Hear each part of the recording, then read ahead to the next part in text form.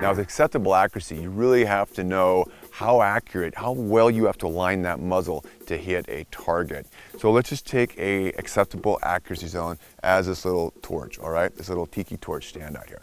Now with this guy right here, it's actually a little bit smaller. So this might emulate, as far as defensive shooting and such, more of an upper thoracic, upper headshot or what have you.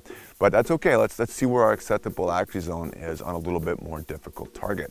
I am not looking for a dead center shot. Now, if you come back from a bullseye discipline, or if you're just an accuracy fanatic, maybe you come from Riflecraft and you're just getting these, 3/4, half MOA, minute of angle groups, and you just want to get that with the pistol. Well, hey, it's great to have that skill set, definitely. But you also have to have the skill set of knowing that any shot within that acceptable accuracy zone is good to go, okay? It doesn't, for defensive accuracy purposes, I mean, if it's here, you don't really care, all right? And if you do have the ability to get super precise, you're generally giving up time. And most of shooting is a precious balance of speed and accuracy.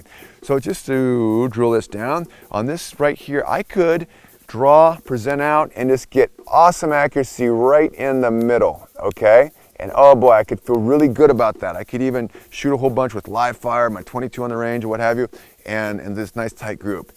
But I took too long. Otherwise, I can just point out, feel it, and send it, all right?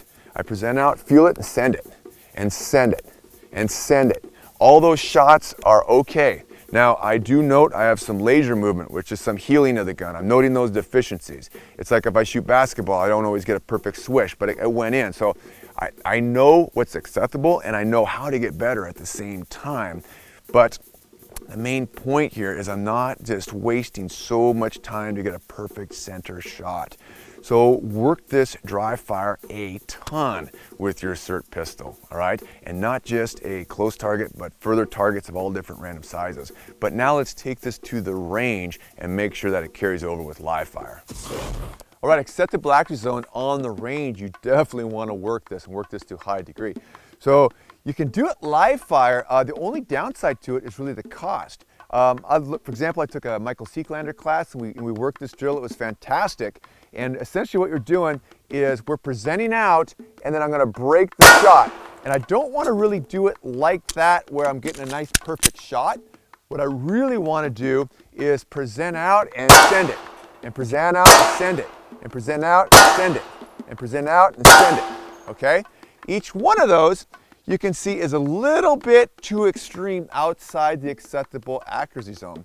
And in this case, I am going slow enough where I'm picking up enough of the sights, where I'm getting feedback in my little intuitive database as to, oh, and it's that much off, the sights are that much off, and I get that hit, I am outside for this particular distance, for that particular size of target. Problem is that gets expensive to keep making that learnings. What I can do alternatively, I will properly holster up here my live fire pistol. I'm on the range, I'm treating the SIRT like a live fire pistol, all same disciplines. And I'm gonna present out and I'm gonna send it. I'm gonna present out, I'm gonna send it. Present out and send it, okay? Present out and send it. You can see with the take-up laser, I'm actually prepping as I present out, as I want to do.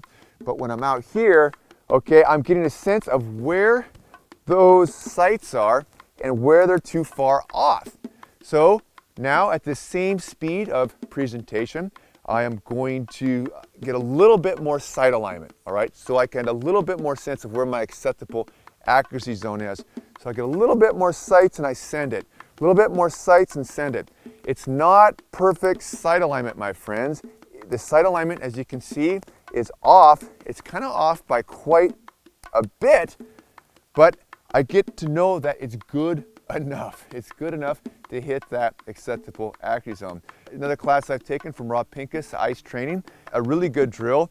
If you have this, move your sights around and you break it and you break it and you break it, and you get a sense of how imperfect everything can be, but yet still be a good hit. But by all means, let's bring it back to live fire and solidify all your training with live fire. So I'm going to come out, I'm going to see it, and I'm going to send it. Good enough. Good enough. It's a little low. Good enough. It's low right. but it's good enough.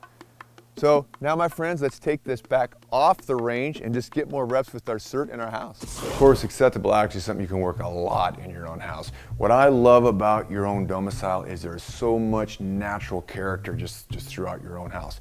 For example, I'll use my trusty clock over there.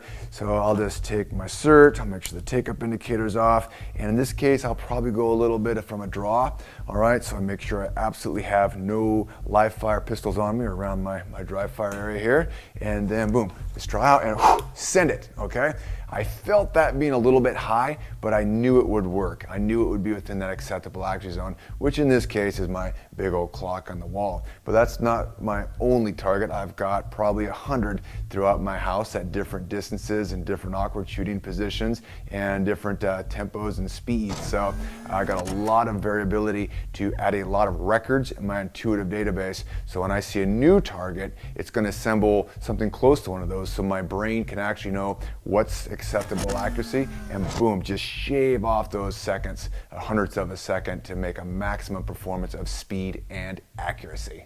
So now that you've had some time on the range and in some different locations training with acceptable accuracy zone, the next week let's really push this to the know thyself rule. And I'll give a little teaser on this. My good friend Chris Cullen says, how do you know if you go too fast? You got to go too fast.